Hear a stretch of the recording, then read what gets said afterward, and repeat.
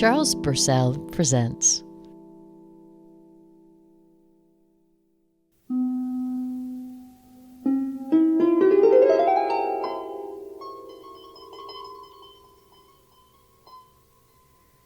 For 54 days I have walked among the living dead, with the fear that, like my father before me, I will quietly, surely sink into my own dusty grave long before my earthly demise. In other words, I got a job. It may be too late to save myself, but with what's left of my dwindling capacity for human thought and expression, I issue an earnest warning to the unemployed, to artists, writers, and musicians, to students, to 20-somethings who still live on money from home, to recipients of government assistance, to anyone who wants or thinks they want a full-time job. Don't do it! I'm not saying don't work. I'm saying don't let yourself get sucked into the twisted paradigm of employment for the mainstream American economy. You think it's a 40-hour week? By the time you drag yourself out of your toasty bed, shower and shave, and swallow your coffee and Pop-Tarts, you should be hitting the commute at precisely the same moment as your fellow millions, with whom you will share a tension-filled, smog-shrouded 30 to 90-minute hell ride. Put in your hours, plus your unpaid lunch hour and your unpaid overtime. Drag yourself back through the tension and smog. What time you got? 8 hours? I don't think so. And what about all those daily chores? Laundry, dishes, banking, cleaning out the closets? Oh, do I still do all that after I have a job? Oh, yes, Virginia. You married? Have kids? Plans for domestic bliss? These days it's tough to support all that with 2 incomes, let alone just one. So together you better make enough to hire some good, responsible, illegal immigrant to do it for you. So, you've stopped working for the day. I mean, you never really finished, but at some point every day you gotta at least stop. I guess now is when you're free to read Voltaire, create new age crafts for the weekend flea market, make love, volunteer time to your favorite community organization, play trombone in the town band, have a long conversation with a friend, learn a new language, become an informed citizen. Hey, you gotta be up in 6 hours, pal. You're dead. Like a religious cult victim, you passively do the unthinkable. Before you know it, you're buying a cellular phone and voting for a major party presidential candidate. In search of intellectual stimulation, you watch Jeopardy over dinner.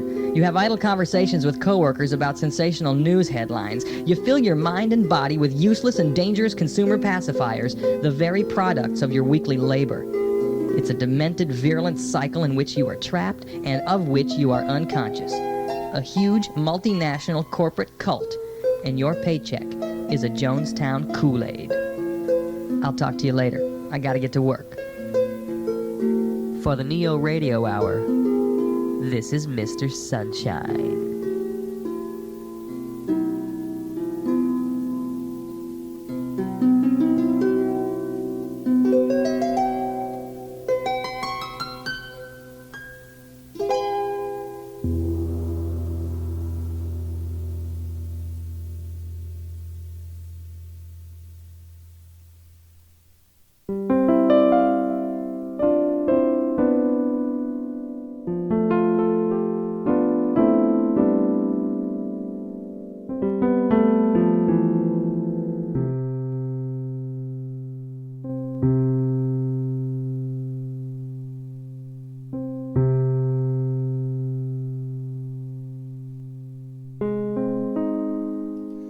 Check one, Yeah, two. yeah. We're checking. 1, 2, 3, 4, 5, 6, 7. Yeah, 8, 9, 10, 11, 12. Whatever. La da dee dee dee. Da da da da dee dee dee. Come on, get on with it, man. Get La on. da da dee dee dee dee dee. You got something to say? Say it. Come on, let's go. So there was this huge hole that I dug. A huge hole. Got it. I dug it good. I dug it like a dog. Like a dog would dig a hole, I dug it. I dig it, I dag it, and I dug it like a whole Poetry. hole. An entire hole. Not just part of the hole. The whole hole. The entire hole. Nice. I dug it. Play I on dug words. it really good. I dug it like a dog. A dog couldn't have dug the hole better than I dug this big hole. You're poetic, It's man. this big hole digging hole. I dig your hole, man. Right? So generally speaking, Yeah. the castle in the air is not going to, you know, that expression castle in the air because it got no foundation. Well, that's why I dug the hole, right? Because now I start to pour the foundation for my castle because I didn't want to have castles in the air, right? Okay, so I dig the hole. What happens next? What do you think? I don't know. What do you think happens Well, next? I don't know. Tell me. I got a degree in hole digging now. I got a degree in hole digging. That's what it seems like. I got a degree in Congratulations. because I did it for 10,000 hours. future is yours. You know how long it takes to dig a hole to pour a foundation for a whole goddamn castle? How long does it It takes 10,000 hours. So now I'm an expert, right? Because that's Like what Malcolm Gladwell? that's what's his name says. Malcolm That guy who Gladwell. thinks he knows everything. I'll Malcolm come up with his Gladwell. name. I'll look it up and I'll put it in Malcolm later. Gladwell. You know the guy I'm talking about, the 10,000 hours My guy. name is Malcolm Yeah. Gladwell. So now, okay. Nice. Now I'm an expert at hole digging. My castle's not in the air. The foundation is right there. But Got it. once I spent my 10,000 hours digging a hole, know-it-all Malcolm. now I'm an expert. He's a So self-appointed guru. what do I need with the castle? I'll go out and do a TED talk. TED Talk. on digging holes. Nice. Right. I set the record, at least in America, Guinness record? for hole digging by an individual. Good for you. So, and What are I'm you, now this proud? expert. Nervous? So I go do a Okay. TED talk Lights. on Audience. digging holes. That's my bag. That's your the- bag, That's baby. my bag. Digging holes is my bag. on stage? That's how I put it. Nice. All right. That's an old expression from Yeah. like the Beats, Yeah, right? In Beats, the late Caroline. 50s. That's my bag, baby. And Those then- guys. So hole digging is my bag. Ginsberg. And I did a TED talk because Yeah. they'll let you do a TED talk on just about any damn Under the thing, lights, especially man. if you spend Audience. 10,000 hours doing anything. Gladwell. According to Malcolm Gladwell, that's There the it is. guy's name. I just came up with it. Oh, you just came up with it? I told My you. name is Malcolm Gladwell. He'll tell you Podcast that's how you about become an expert at podcast. anything. You know, he doesn't So know anyway, everything. I'm He got putting no my education. He just, Well, the he just TED pulls stuff out of his talk, ass. because Glad. don't let anybody do a TED talk that does 10,000 hours. I was really glad to do my TED talk. So I get up on the stage, Hate that guy. and I figure I must have something interesting to say. You ought to. But I didn't really have anything interesting to say, so I started talking about the Miss Teenage Yeah. pageants, you know, Oh, where they yeah, go they're up and fun. they talk about personally world believe peace Viral videos. that U.S. Americans and how are they unable save to the do world so, and they give their opinions on and current that events. Iraq, laugh and everywhere, laugh. like such as, And I thought, well, eventually I'll come around to something that's worth listening to. And I tried and I tried, The U.S. should help the U.S. but or nothing should really help came to me. South But you know, with the Africa. TED Talks, it doesn't really matter because just tell them things they don't expect to hear. You tell them everything they think is wrong. Oh, yeah, everything is wrong. So you may have thought the sky is blue all your life, but it's really not because though the way the light refracts and blah blah blah, it's actually not blue. It's only the blue is the only thing that's not there, and you know stuff like that. It's really kind of a little trick. It's a rhetorical trick, really, to make you sound interesting and smart. You know, you go to the zoo and you see all these different animals, and each one has their own kind of intelligence. Well, you know, people have their own particular kind of intelligence. It's a system, right?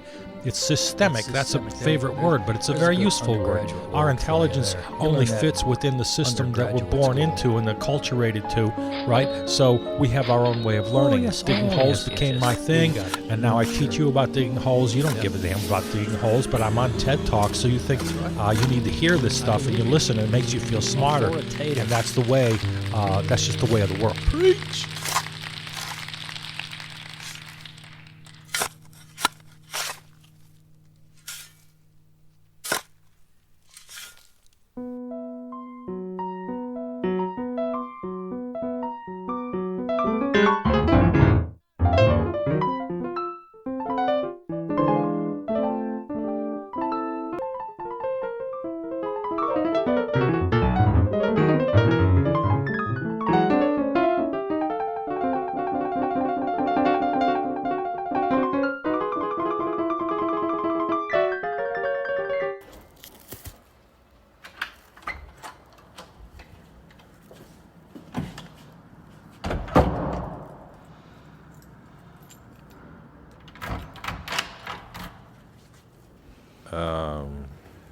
Elevator man didn't work for the building. He was just always in the elevator.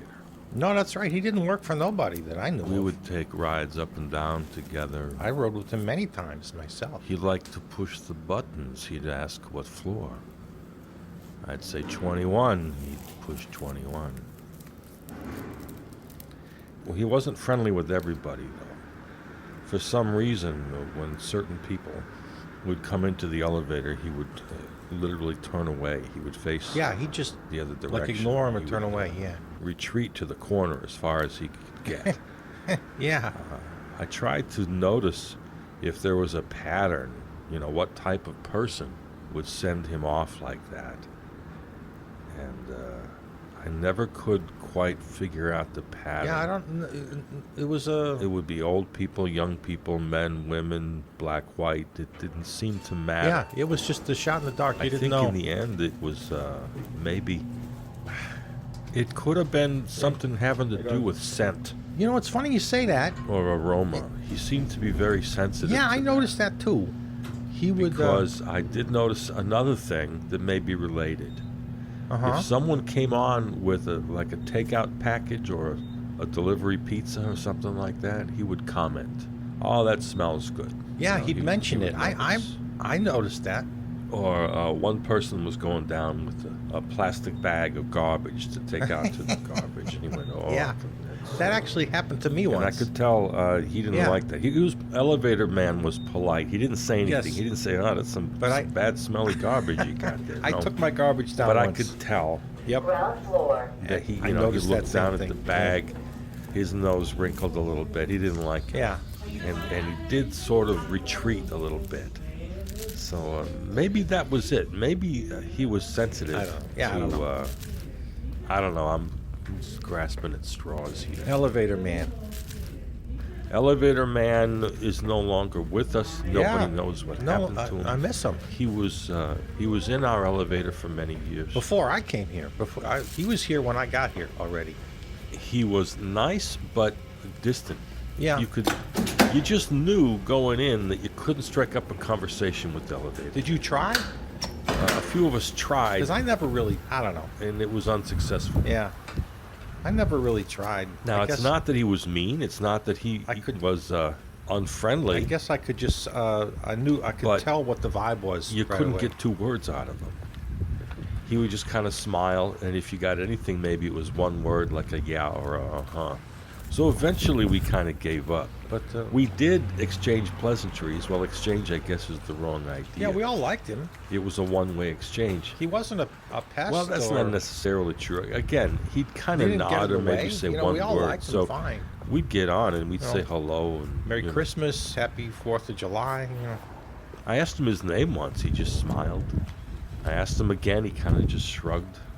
Oh yeah, his name. No, nobody So was ever going to get a name. it didn't take long. We all got it. The relationship figured out really quickly. Anybody who knew Elevator Man, and that was everybody who was in the building.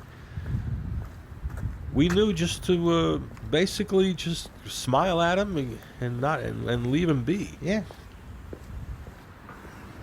But you know that added to your day. He made it a better day. Just being there.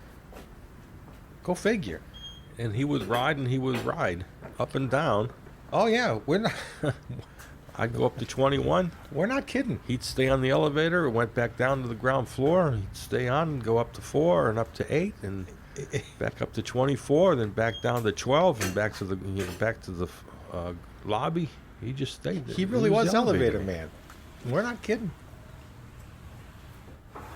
Didn't hurt anybody, No, never hurt anybody. but the only time I saw him get off the elevator was when there was not room for him.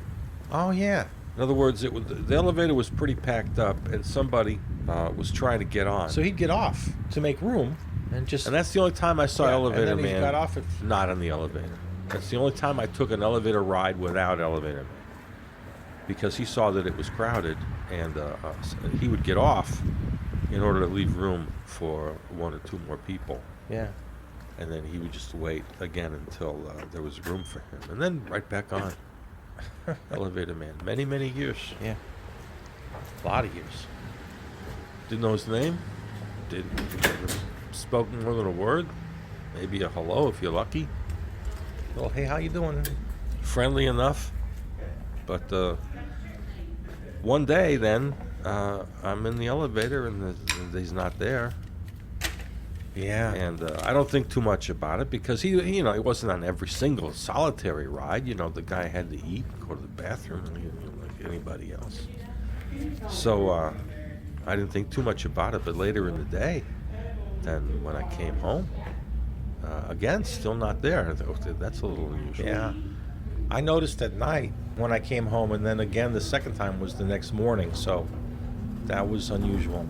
And then the next day when he's not there now, okay, now we have a problem. And well, that was think it's- what now? 2, 3, almost 3 months I ago. think it was 3 months.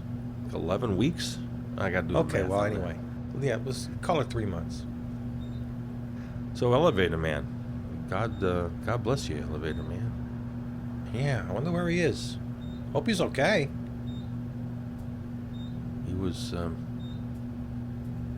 He was my best friend.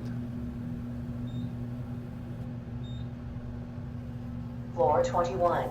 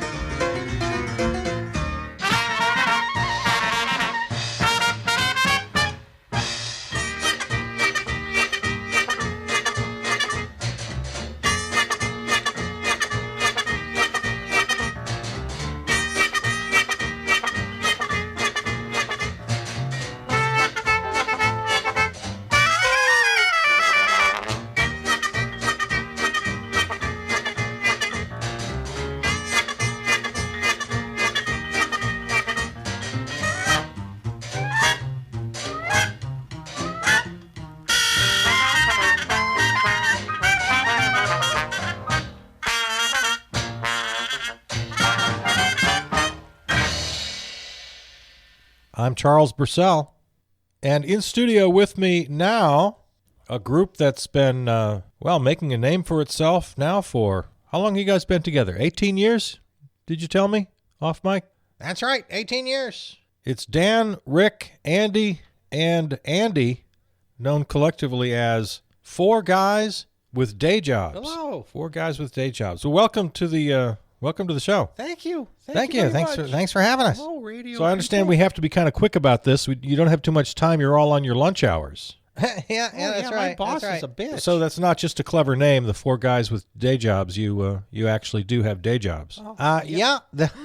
That's how we came up with the name. We're Four Guys with Day Jobs. Yep. We're not even eating today. Let's start here with Dan. You're the founder of the group, right? Yeah, that's right. Dan, tell us a little bit about the group, and then we'll meet the other guys. What do we see when we come to one of your shows, Four Guys with Day Jobs? Well, we're a musical review, and we center mostly on pop of the 1950s, kind of pre-rock and roll, good time, 4-part harmony songs, and a lot of banter and silliness and, comedy and lots of props and things. And it's a fun show, and we've been doing this, as you say, now for the last 18 years. Great. Well, Dan, why don't you go ahead and introduce us to the other guys? All right. Well, this is Rick. He's our bass.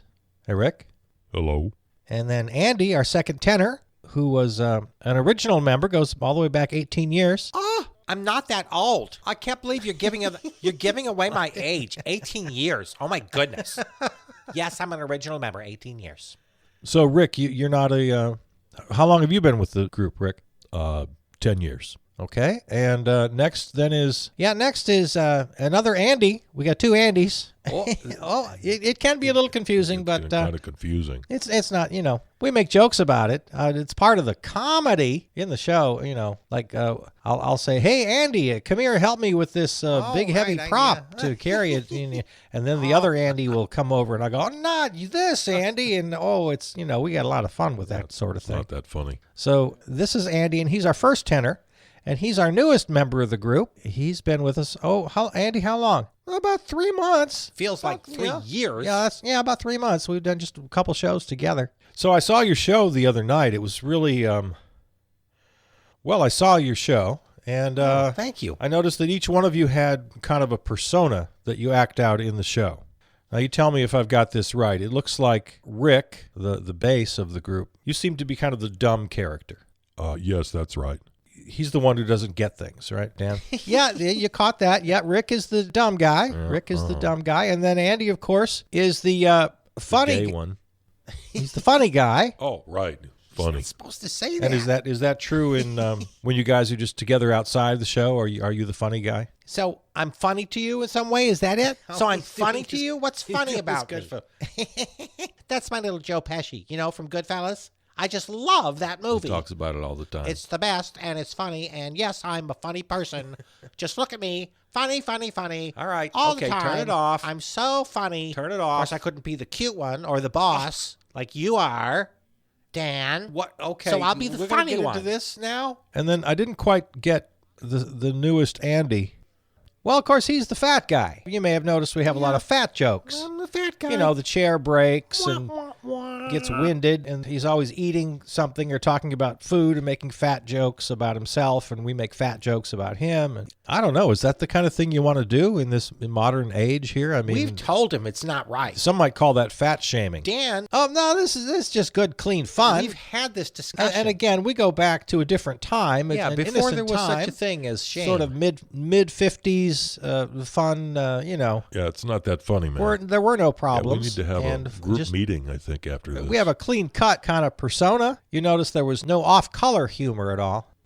And it's really about the music more than anything. Yes. Yes, that's right. It's mostly about the music. Absolutely. The patter and the comedy are to keep everybody interested and keep it moving along and to add Yes, a little that's variety. But it's really about the music. Music. Yeah, and you guys, you sound great. Thank you. Like you said, a lot of old kind of 50s hits. Oh, sure. Nat King Cole and Dean Martin Perry and Como. the Ink Spots. Songs that those kind of fellas would do.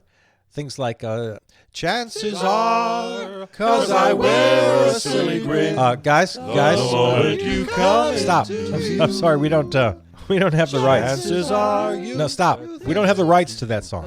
We're gonna have you do a song before you leave, Sorry. we do have to get you guys have to get back to work, right? Yep. We're four guys with day jobs. That's us, all right. Oh, I didn't ask you. What are your jobs, by the way, Dan? Oh, I'm an Uber and Lyft driver and Troublemaker. Grubhub and DoorDash and whatever else I can cobble together. Oh, wow. Okay. And Rick? I'm a dentist. He's a very good dentist. Yeah, Andy? Well, I'm a church organist and choir director, and I just love it, and it's great. Very talented. And Andy, too? Very talented. Insurance adjuster is what I'm an insurance adjuster. He handles all my Okay. insurance. All right. So, what kind of places do you perform? Everywhere. Little theaters, and we do private functions, anniversaries, We've been and birthday everywhere, parties, and man. corporate shows. We've been And we just did a everywhere. couple up in Oostburg and Hingham. They yes, love us all up the way there up in to Hingham. Appleton and of and- course down here too. Oh, we sure. get around. and Lake little, Geneva. elderly. What do you call them? nursing homes, Assisted- assisted living old folks' homes. facilities. They love us there too. Do you worry that your audience is dying off? I mean, well, it's funny you say that. We are thinking about adding some songs from the '60s, maybe even up into the '70s. Disco. Because right, as you say, our audience is dying. Remember quite that literally. one old fella right in the front row? I swear to God. Yeah, we did. We had that one guy die. Fell right into our choreography. Right in the. Well, we It shouldn't be was- laughing about it. Of No, we course, shouldn't laugh. Yeah, course on not. average, we'll have somebody in the audience die. Yep. Whoa. It's happened. Well, a couple times a year it'll happen. Definitely happened. Talking with Dan, Rick, Andy, and Andy, musical group, 4 guys with day jobs, and their musical comedy review together now 18 years. Yeah. As a group. Yeah. So you got a song prepared for us? I've got a piano here if you need that. Oh no, our piano player is at work today. His boss he is, couldn't get off. not into this so we're stuff. just going to do an a cappella song for you. We do some a cappella in the show anyway. This song is designed as an a cappella song, and there's something a little special you want to know about this song. We're starting to do a few originals we've written together. Oh, well, that is interesting. Yeah, this is it's still in the style that everybody's familiar with, that we're known for, mid-50s 4-part harmony pop kind of style, but taking on some contemporary issues. So we thought in the Me Too era, You thought. we would do kind of a Me Too kind of a song. I don't know if we thought. You thought. Okay. All right. So whenever you're ready, hit it, boys. It's the 4 guys with day jobs. Here they are.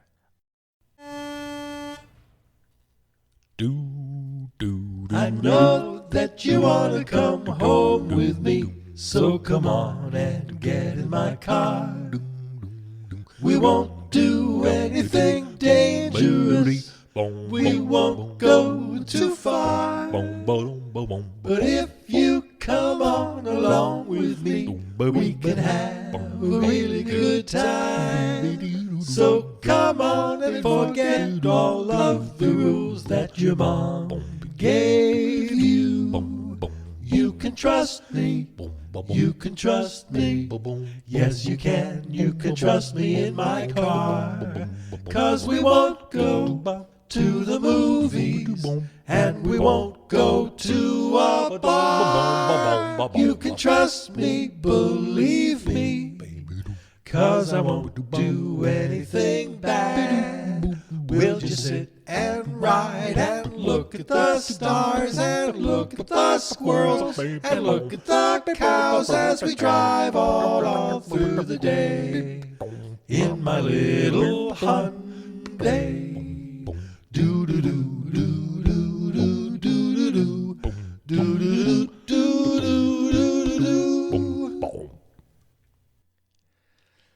So, wow. Well, thank you. Thank you very much. I didn't, that you sure about, you sure you want to go with that? Well, yeah, it was, that's, what we're doing now. Okay, man. There they are. Dan, Rick, Andy, and Andy. 4 guys with day jobs. All right, good luck, boys. Well, thank you. Thanks for having us. Man.